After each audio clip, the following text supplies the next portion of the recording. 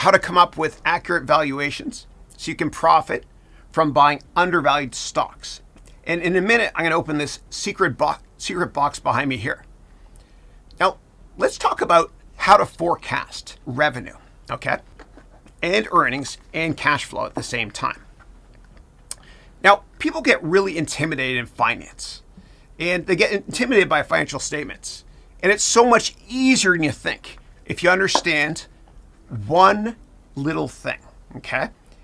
Now, everything is basically based on a percent of revenue, okay? Almost everything. Okay, so when you look at the income statement, and at the top of the income statement is revenue. So let me put this up here. Slide this bad boy over here. Okay, so at the top of the income statement up there is revenue, okay? And in an income statement, what people say is, what's your top line? Like, what's your top line growth, for example? Well, at the top of the income statement is revenue. Then people say, what is your bottom line, right? The bottom line of the income statement is earnings. Okay, so that goes in the bottom there. What's your bottom line? We're going to visualize this and build a financial statement together. So the bottom of your income statement is earnings. The top line is revenue, which is also called sales. Bottom line is earnings, which is also called net income. And it's also cash flow in the very, very long run. Now, in order to go from revenue to earnings here, we need to calculate expenses. So we need to forecast the future of our model, okay? And you just got to remember one simple thing when it comes to creating forecasts. It's all based on one simple rule, which is almost everything is a percent of revenue.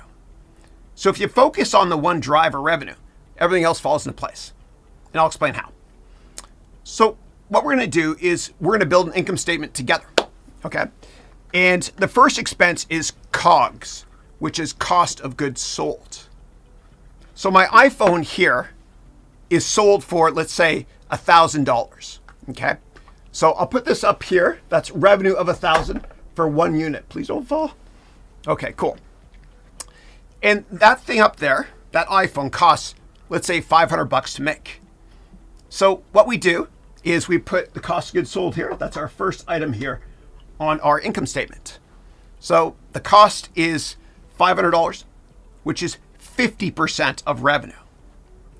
Let's keep building on this. Next up, we've actually got salespeople. So S&M stands for sales and marketing and something else as well. And every iPhone that we sell, let's pretend costs us $100 in sales and marketing. So $100 for S&M is, hi, I'm 7.5. $100 for S&M is 10% of sales. Okay, sales and revenue is the same thing. Great. Now, we also have people that work in research and development to make the iPhone. And for every iPhone we sell, it costs us $200 in research and development costs, meaning 20% of sales or 20% of revenue. Same thing. See, everything is a percent of revenue. We're building this. We'll have this great aha moment in a second, and I'll tie it into a financial model in Excel soon. What about all the other general expenses, like people that work in operations? Well, we'll throw all that stuff in this miscellaneous bucket called G&A, which stands for General and Administrative Expenses. And G&A expenses, let's just say, are $100 or 10% of revenue. Remember, revenue up there for one iPhone on the top is 1,000. Cool, almost done here. All right, great. So let's add up all the expenses here. $500 for cost of goods sold, okay? $100 for salespeople, $200 for R&D, plus $100 for G&A. And that equals $900 in expenses. So revenue was $1,000 up here for the iPhone, okay? And our expenses are $900. And so we're left with $100, okay? Or 10% of revenue. And let's say that taxes are 50% of revenue minus expenses. So revenue is $1,000 for the iPhone. Expenses were $900. So we're left with pre-tax income of $100. And 50% tax on $100 is $50. Great. So I'll put that there. And we are left with, how much do we have left? We're left with $50 in earnings, okay? After all expenses, including tax. Everything is a percent of revenue. Everything. So now we know the percent of revenue for all these expense items, so we can forecast revenue to be a larger number in the future. And we know that what percent of revenue all these expenses are right now. Remember the simple rule. It all comes down to percent of revenue when you're focusing on modeling financial statements, so you can get the future earnings number, so you can calculate your future PE, and a surprise that's in this white box here.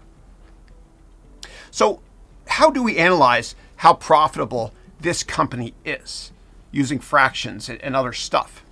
Well, what we do is we take our earnings of $50 and we divide it by our revenue of $1,000. And so $50 over 1,000 means our net profit margin is 5%. Okay? What about using the number 1 in the denominator, Chris? Oh yeah. A 5% profit margin means for every $1 in revenue, okay, every $1 in revenue on the denominator, we make 5 pennies. It's easy to remember this way. So what about other levers? What other levers do we have to make that 5% profit margin go up? Well, you can either grow revenue faster than expenses, or you can cut expenses as you forecast your financial model. Well, what about cash flow? What about this thing, cash flow? Well, over time in all financial models, earnings and cash flow are the exact same thing. So let's tie this in together. And what we're going to do is let's click here on number, I think it's 88. That's right. Income statement forecast. Okay. And what I'm going to do is get a little bit more real estate. I'll click this number 1 up here so we can see the entire income statement. All right. So this is starting to make a lot more sense now. We just create an income statement, right? We've got revenue right here at the top. Okay. Then we've got cost of goods sold right here. Then we've got sales and marketing, R&D, and earnings after earnings eventually after taxes. Okay, and now as we forecast the future here, okay, future years or future quarters, everything becomes a percent of revenue. It's that simple. And this model here, this framework works in all countries in the world. I value companies in every major market, and they're all the same. Okay, so basically, you've got revenue growth here. So in this year here, revenue is growing, let's see here, 34%. And then you've got here, and let's look at these years here actually. So you got revenue growing 37% here in year 7. And COGS is 10%. If we made that 4%, then that makes our profits go up a lot. These are the levers. Sales and marketing, we can cut that as well if we want to. And the same thing with R&D. And this is just for educational purposes here. But the bottom line is what you want to do when you're focusing on financial statements is you want to focus on revenue first, okay? Focus on revenue, grow it if you can, see what it's going to be in the future, and everything else is just a percent of revenue.